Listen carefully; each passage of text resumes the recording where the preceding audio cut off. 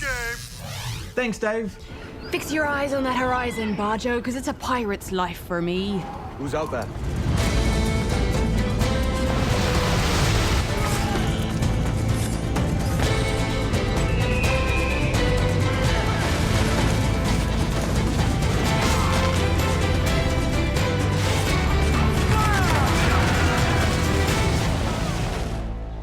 Here's to our pirate republic, lads. The Assassin's Creed series has undoubtedly become one of the biggest blockbuster gaming franchises, with consistent yearly releases to appease hungry fans. But oversaturation of a familiar formula has left some feeling a little bit jaded, and whilst we enjoyed 3, it's safe to say that the series has lost some of its sparkle. Yeah, each game has built and expanded on the previous title, bringing new mechanics and techniques while retaining bits and pieces of former games. Very fine. There's a nice sense of fluidity to the evolution of the series, but each release never really feels different enough as a result. With Assassin's Creed 4 Black Flag, however, it seems Ubisoft have come in cannons blazing. 8 different Ubisoft development studios worked on this title, and I have to say, it's a real return to form. What's the crew's mood? You play as Edward Kenway, father of Haytham Kenway, who we spent a brief stint in the boots of in AC3.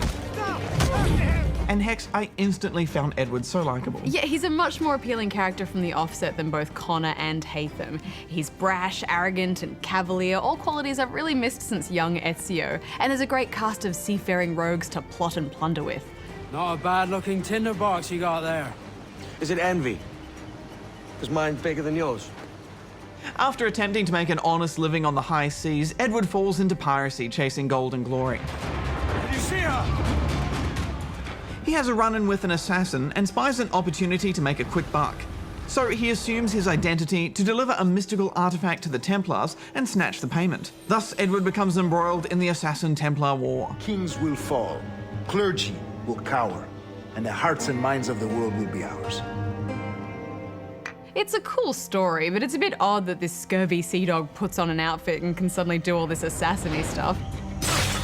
Coincidentally, though, he apparently has the sense and is part of an ancestral assassin chain, so there you go. While the game retains the core open-world approach to discovering new locations, completing objectives, and hunting down secrets, the Caribbean waterworld makes for a fresh new landscape to play in. We recently spoke to the senior producer on Black Flag, who spoke about how they've evolved the open world since Assassin's Creed 3. The size of the world is actually huge. It's one of the largest we've ever created. You have more than half of the Caribbeans. Basically, you have a huge patch there that you can explore seamlessly, completely seamlessly. So there's of course the will to handhold you to explore in the right direction, but you're really free to go anywhere. And so we're learning game after game about making sure you're driven by a main story, but you have tons of opportunities to do side quests and just explore. And I think that's the balance that we're trying to get for Assassin's Creed 4. Edward commandeers a ship, gets a crew together, and sets out into the open sea in search of booty. A considerable portion of the game is comprised of your seafaring adventures as you seek out enemy ships to fight, board, and plunder. And as it is such a major part of it, a lot of work has gone into making these encounters detailed and exciting, and it's absolutely wonderful. Just about every awesome pirate cliche has been artfully woven into this game. Yeah, I just loved pulling out my spyglass and squinting at shapes on the horizon, identifying ships that I could annihilate and harvest their cargo. Every coin you earn and every item of cargo you steal goes towards crafting upgrades for your vessel. More guns, stronger fortifications to make your ship, the Jackdaw, a deadly assassin in its own right. Yeah, but it's also hilarious when you spy a ship and you're like, all right, let's take this sucker on, but then you see it's like some massive man of war with like a trillion rows of guns, and you're like, lol, nope, turn around, quickly, let's get out of here.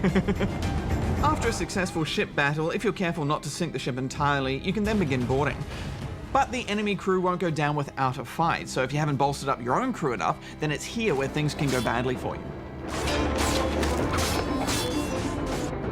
Plus, smaller ships and schooners have sailors with swords, but when taking on larger frigates, their officers are well-equipped and tough to fight. These battles are probably one of my favourite parts of the game, Barjo. You can do a zillion of them and they never get old. And the other pirates are constantly making helpful suggestions of which guns to use, or if you're about to have a collision, it feels like a fully functioning crew. I would always heroically swing on a rope from my ship to the enemies to start my swashbuckling. It's the full pirate fantasy in action, and the rousing cheer when the enemy surrenders is brilliant. Even just navigating the ocean is a joy, isn't it? I love those sea shanties your crew sings as you sail.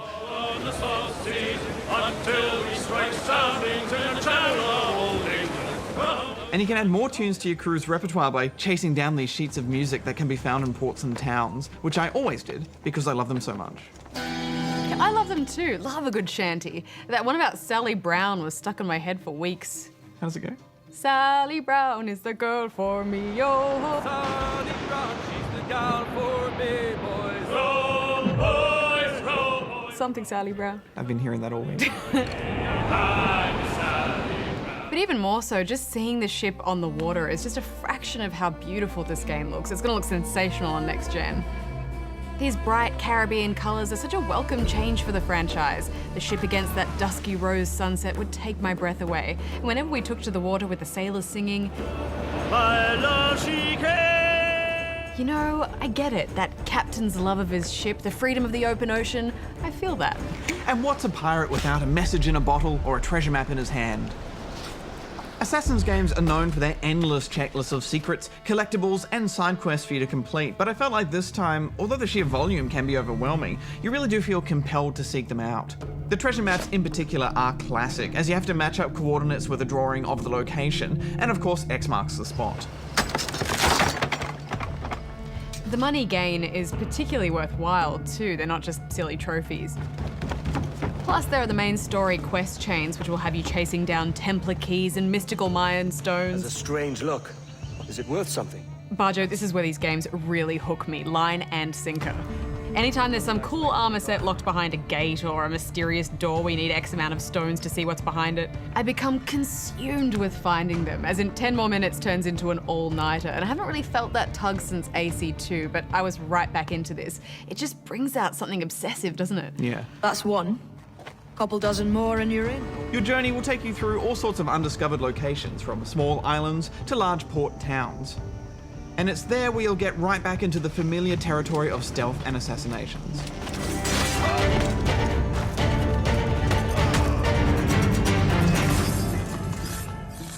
It's nice that free running is no longer the real focus of this game now. It's there, but it's more second nature. Stealth remains a large part of the game though, with many missions that will see you desynchronize upon detection. Yeah, you'll slowly obtain a familiar arsenal of blades, pistols, darts, and knives to take out guards.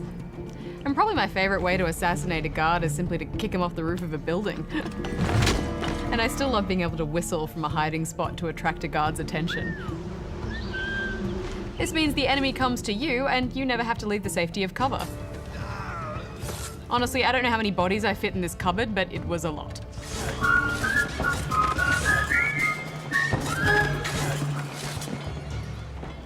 A quick way to earn cash and supplies is to rob a heavily guarded warehouse. This involves a lot of careful planning, disabling alarm bells, and a lot of whistling.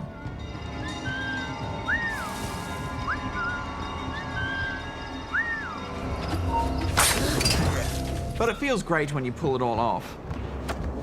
And once again, the reward is worth it instead of just opening up a new area of the map. Assassin's Creed always encourages the stealth option. The areas are literally designed with multiple ways to be sneaky. A thoughtfully placed branch, some shrubs, a hay bale. But if your stealth plan fails and you do mess up, you can still fight your way out of it in certain cases. This is no easy task though, and you'll have to time your counters and defense breaks well. So yes, you can fight, but it's never going to be a walk in the park for you, even with Edward's double-sworded swashbuckling. I haven't really enjoyed the combat in the Assassin's games as much as I wanted to, and I feel like now that they haven't evolved that further, it's just starting to feel a bit dated. I just think the counter system is unintuitive, and getting the timing right is a bit awkward, and I don't like the way the enemies move and their animations. I feel like it's the one thing that they didn't revamp that they probably should have. I didn't mind it. I mean, it always takes me a while to get the hang of it, but I like that they make it challenging enough that you can never just button mash your way through. The only time I really felt like the combat suffered was in those close quarters fights in the deck of a ship. It just doesn't quite work, does it? Yeah, I had no idea what was going on half the time. It was all over the place. Also, the AI has some seriously derp moments.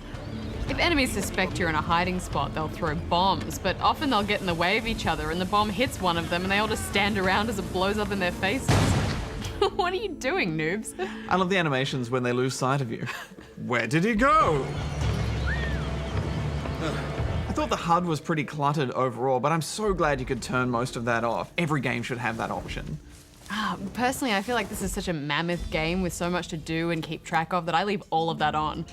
I need all those clues and markers, otherwise I just get confused or lose track of which objective I'm chasing. I do think the design of it could have done with a bit of an update, but it's a necessary part of gameplay for me. I wasn't a fan of the giant seawall that you come up to when you reach an area that is not available yet. Yeah, it's really annoying. It's particularly frustrating when you're in the middle of a ship battle and the boat sails out of an area that you're in and you're kind of caught fighting between this mystical water wall. Yes, it would have been nice if they could have just made the open world. Yeah, thankfully the ocean is big enough that this only ever really happens once or twice. And there's so much to explore early on anyway that it doesn't feel too restrictive. Every island, no matter how small, is an opportunity to find some loot. Hunting is still a major part of money gain and crafting. You can seek out everything from deer to crocodiles. The inclusion of the harpooning sequences caused an outcry in the community, and I can understand why, but also fits in the context and the time period. These pirates aren't particularly environmentally conscious, they're just hungry for their next meal and that's all they're thinking about. There is something quite confronting about seeing a shark hoisted up and bleeding from the side of your ship. It's not a mandatory option though, so you can simply ignore those opportunities if you're bothered by it. I've left the whales alone so far. First time I saw a whale, I tried to ram it with my boat. It's a video game whale. You put a video game whale in your game, I'm probably going to try and ram it with a boat, because it's there. Back to the story. I'm glad I finally care about the Abstergo stuff. I just saw you were logging out, so I thought I'd stop by and give you something. A little welcome gift. Since Assassin's Creed 3 more or less wrapped up the Desmond storyline, this time the person entering the Animus is you, a new employee of the Super Swish Abstergo Corporation. We won't go into this too much because it would spoil it, but I'm glad there's some real intrigue to the Out of the Animus gameplay. Yeah, and I think like many games in this series, the greater story takes a while to get going. Especially if you're like me and spend hours upon hours at sea trying to beef up your ship. But once you begin pushing through the main campaign, Edward's life as a pirate turned assassin starts to make a little more sense. The mystery surrounding both the Templars and the Assassin's Guild is still exciting, and Edward comes to realize that there's more to being an assassin than simply wearing the outfit. You have remarkable skills. Thanks, mate. It comes natural. But you're churlish and arrogant, prancing around in a uniform that you have not earned. There's even an appearance from a celebrity guest pirate. Why fly a black flag when a black beard will do? And it adds to the wonderful mix of history and legend that this series is so well known for. Multiplayer also makes a return with its signature cat and mouse gameplay. Not much new to talk about there. It's a shame they didn't introduce some sort of multiplayer ship combat. That felt like a wasted opportunity to me. But Hex, what's your final verdict? Are you a scurvy landlubber, or has the wild seas claimed your heart? Yar, me heart belongs to the ocean. You know, every time I feel like I'm falling out of love with this franchise, they reel me back in, Badge. What can I say? I'm a fan. Honestly though, there's a romance to this game that I just haven't felt since I first laid eyes on that Venetian cityscape in Assassin's Creed 2, and I'm just so glad they've managed to recapture that feeling in me. This is a sequel all 8 Ubisoft studios should be proud of, so I'm giving it 9.5 out of 10 rubber chickens. Except for the fiddly swordplay, I loved it too. The ocean landscape and the ship-to-ship combat is so well crafted. It's a fresh breath of salty sea air for the series, so I'm giving it 8 out of 10 rubber chickens. All hands aft, lads. We're taking this one home.